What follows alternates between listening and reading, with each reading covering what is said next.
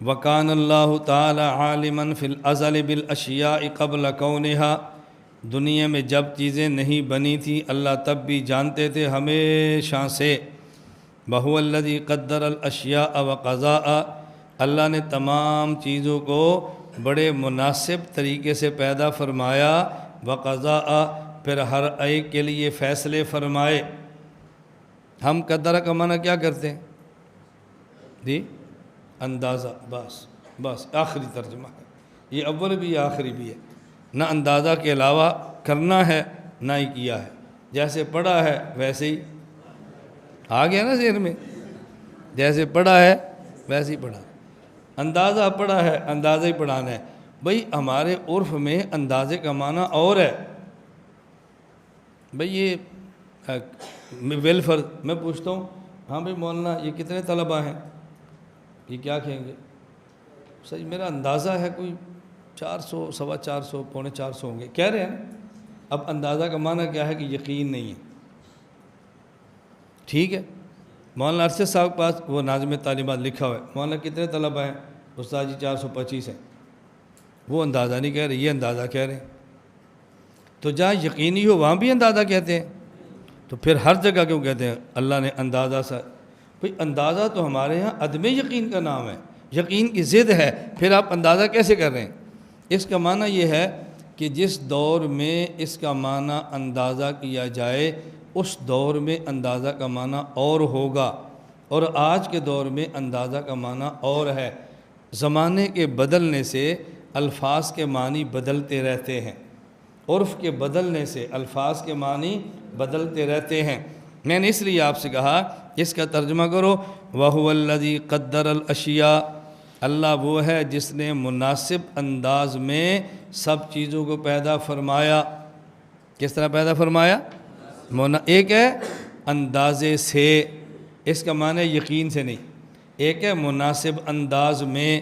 اب انداز یقین کے مقابلے میں نہیں آتا، اب انداز طریقے کے معنی میں آتا ہے۔ سمجھ آ رہی ہے؟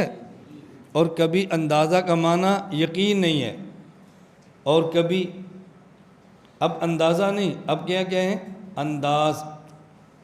یار تمہارے جو بیان کرنے کا انداز ہے نا، کیا کہنا، اب سمجھ آئے گی؟ اندازہ کریں گے تو معنی اور ہوگا، انداز کہیں گے تو معنی اور ہوگا۔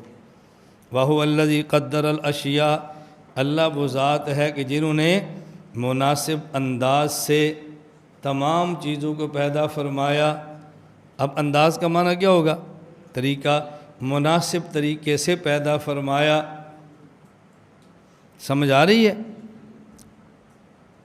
وَقَضَاهَا، اور پھر تمام چیزوں کے لیے فیصلہ بھی فرمایا۔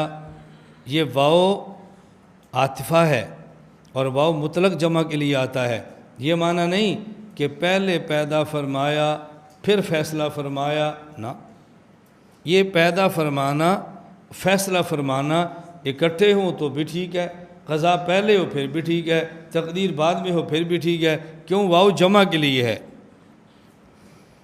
وَلَا يَكُونُ فِي الدُّنْيَا وَلَا فِي الْآخِرَةِ إِلَّا بِمَشِيَّتِهِ وَعِلْمِهِ وَقَضَائِهِ وَقَدْرِهِ وَكَتْبِهِ بِاللَّوْحِ الْمَحْفُوظِ، دنیا میں اور آخرت میں جو کچھ دنیا میں ہوا، جو کچھ ہوگا، جو کچھ دنیا میں ہوتا ہے، وَلَا فِي الْآخِرَةِ، اب یکونوں کا ترجمہ یہ کر لو گے نا، ہوتا ہے، اس میں ماضی، حال، مستقبل سب کچھ آ جائے گا۔ وَلَا يَكُونُ فِي الدُّنْيَا، جو کچھ دنیا میں ہوتا ہے، وَلَا فِي الْآخِرَةِ، اور جو کچھ آخرت میں ہوگا، بِمَشِيَّتِهِ، اللہ کے چاہنے سے ہوگا۔ ترجمہ سمجھ رہے ہو؟ یہ حصر کا ترجمہ ہو رہا ہے، حصر کا۔ ہم نے ترجمہ یوں نہیں کرنا، نہیں ہوتا دنیا میں، اب تو یہ ہوتا ہے، پہلے ہوتا تھا نہیں ہوتا بیچ دنیا میں، اب اللہ کا شکر ہے بیچ ختم ہو گیا ہے، اب تھوڑی سی اردو بدل گئی ہے ہماری۔ نہیں ہوتا ہے دنیا میں، نہ ہی ہوگا آخرت میں کوئی چیز مگر ساتھ چاہنے اللہ کے۔ بھئی اس کو لوگ نہیں سمجھیں گے، آپ بڑے لوگ ہیں آپ سمجھ جائیں گے، لوگ نہیں سمجھیں گے۔ ترجمہ حصر کے ساتھ کرو، جو کچھ دنیا میں ہوتا ہے، جو کچھ آخرت میں ہوگا، وہ اللہ کے چاہنے ہی سے ہوگا، وعلمہ اللہ کے علم کے مطابق ہوگا، وقضائہ اللہ کے فیصلے کے مطابق ہوگا، وقدرہ اللہ کے مناسب انداز میں پیدا کرنے ہی سے ہوگا، وکتبہ اور جیسے لوح محفوظ میں لکھا ہے ویسے ہی ہوگا، اس کے خلاف نہیں ہو سکتا۔ یہ بات سمجھیو۔ اب یہاں کئی لفظ آئے ہیں، مشیت، علم، قضاء، قدر۔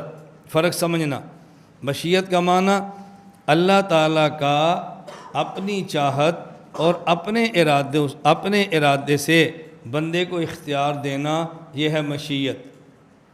اللہ تعالیٰ کا اپنی چاہت، اپنے ارادے سے بندے کو اختیار دینا، یہ ہے مشیت۔ اللہ تعالیٰ کا اس بات کو جاننا کہ میں بندوں کو اختیار دوں گا تو بندہ یہ کام کرے گا، اسے کہتے ہیں علم۔ اللہ تعالیٰ کا یہ جاننا کہ میں بندے کو اختیار دوں گا اور بندہ اپنے اختیار سے یہ کام کرے گا، اسے کہتے ہیں علم۔ اللہ تعالیٰ کا اس بات کو لکھ لینا کہ میں اختیار دوں گا اور بندہ یہ کام کرے گا، اسے کہتے ہیں قضاء، اسے کہتے ہیں قضاء۔ اور اللہ تعالیٰ کا یہ جاننا کہ میں یہ اختیار دوں گا تو بندہ یہ کام کرے گا، پھر چونکہ بندہ کرے گا تو اللہ کا لکھ لینا، علم الہی جمع امر الہی، اسے کہتے ہیں تقدیر۔ مشیت کا معنی الگ ہے، علم کا معنی الگ ہے، تقدیر کا معنی الگ ہے، قضاء کا معنی الگ ہے۔ اچھی طرح سمجھ آ گئی؟ چلو کچھ سمجھ آ گئی، اب تو ٹھیک ہے نا۔ یہ دیکھو ذرا، جو کچھ ہوتا ہے دنیا میں، جو کچھ ہوگا آخرت میں، یہ وہی ہوگا جو اللہ چاہیں گے۔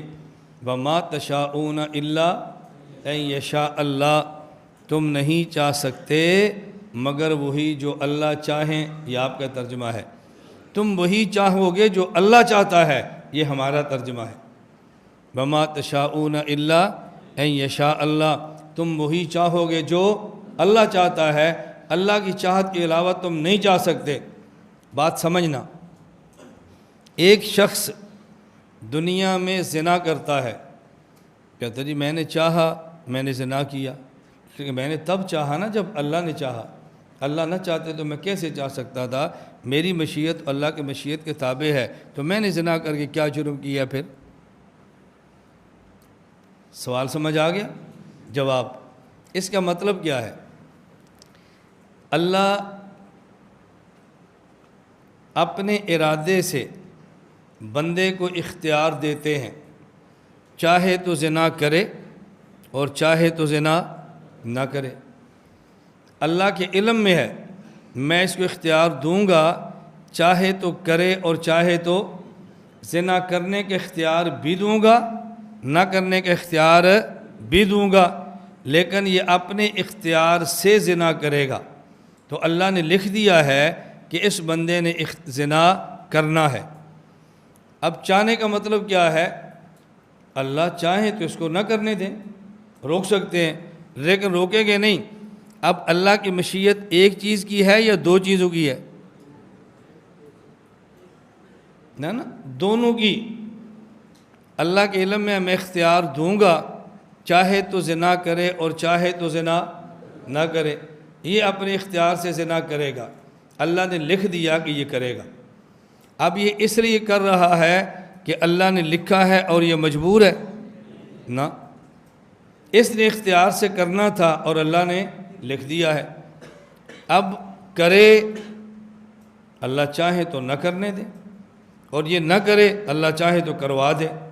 مطلب یہ ہے کہ بندہ کرے یا نہ کرے، اللہ کی مشیت سے خارج نہیں ہو سکتا، اللہ کی مشیت سے خارج نہیں ہو سکتا۔ کرنا بھی مشیت کے تابع ہے، نہ کرنا بھی مشیت کے تابع ہے، لیکن اختیار دیا تھا، کرنا چاہے گا تو کر لے، نہیں کرنا چاہے گا تو نہ کرے۔ لیکن اگر اللہ نہ چاہیں، یہ کر سکتا ہے؟ یہ کرے گا تب بھی مشیت کے تابع ہے اور نہیں کرے گا تب بھی مشیت کے تابع ہے۔ ہم نے تمہیں دونوں اختیار دیے ہیں، چاہو تو کر لو اور چاہو تو تم کرنا چاہو ہم چاہیں تو روک لیں نہ کرنے دیں، تم نہ کرنا چاہو ہم جبرن کروا دیں، ہم کروا سکتے ہیں لیکن ہم ایسا نہیں کرتے۔ ہم نے دو دروازے کھول دیے، چاہو تو یہ کرو چاہو تو یہ نہ کرو، چاہو تو کرو یہ بھی اللہ کی مشیت کے تحت ہے اور نہ چاہو یہ بھی اللہ کی مشیت کے تحت ہے۔ یوں نہیں ہے کہ تم کسی کام کے کرنے پر مجبور ہو، اللہ چاہے تو کرنے پر یا نہ کرنے پر مجبور کر سکتے ہیں، لیکن دونوں میں سے ایک پر مجبور نہیں کرتے، تمہیں دونوں کا اختیار دے دیتے ہیں، یہ اللہ کی مشیت ہے۔ سمجھ آ گئی بات؟ وَمَا تَشَاءُونَ إِلَّا أَن يَشَاءَ اللہ۔ پھر سمجھو، ایک بندہ کہتا ہے قرآن کہتا ہے جی وہی ہوتا ہے جو اللہ چاہتے ہیں، تو میں نے اسے نہ کیا، اللہ چاہتے تھے ہوا، اللہ نہ چاہتے میں کیسے کر سکتا تھا؟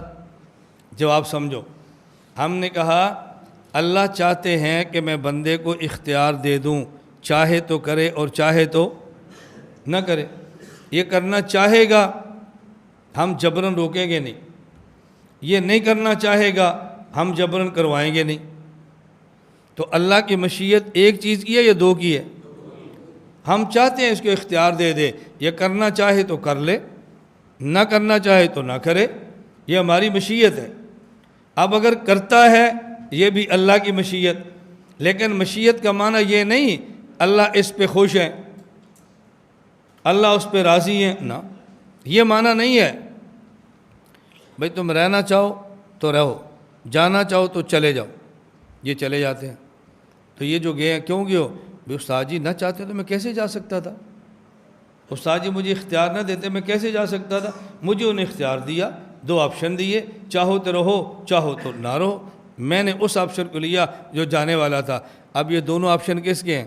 میرے ہیں نا، میری مشیت ہے نا، میرا ارادہ ہے نا۔ بات سمجھ آ رہی؟ یہ کہتے ہیں جی میں جا رہا ہوں، تو میں اس جگہ سے جانے پر خوش ہوں؟ بولو نہیں، کچھ بھی خوش نہیں۔ میں اس کو جانے کو پسند کرتا ہوں؟ نہیں، لیکن جا رہے ہیں۔ بھئی کیوں جا رہے ہو؟ بھئی مجھے استاد جی نے آپشن دیے ہیں، تو کون ہوتا ہے؟ تو کون ہوتا ہے؟ اب یہ جو استاد جی نے آپشن دیے ہیں، چاہو تو جاؤ چاہو تو ٹھہرو، لیکن ہم خوش ٹھہرنے پر ہیں، خوش جانے پر نہیں ہیں۔ لیکن چونکہ ان کو بات سمجھ نہیں آئی اس لیے خوش جا رہے ہیں۔ میں تو پوچھ کر آیا ہوں، وہ زنا کر اور خوش ہے، میں نے مرضی تھوڑا کی ہے، اللہ نے چاہا تو کیا، وہ نہ چاہتے میں کیسے کر سکتا تھا؟ تو جس طرح ہمارے طالب کو بات سمجھ نہیں آتی، اسی طرح کبھی اس بندے کو بات نہیں سمجھ آتی، وہ تقدیر پہ اعتراض کر لیتا ہے، اور یہ لوگ استاد کے فیصلے کو نہیں سمجھتے تو منشا کو توڑ دیتے ہیں۔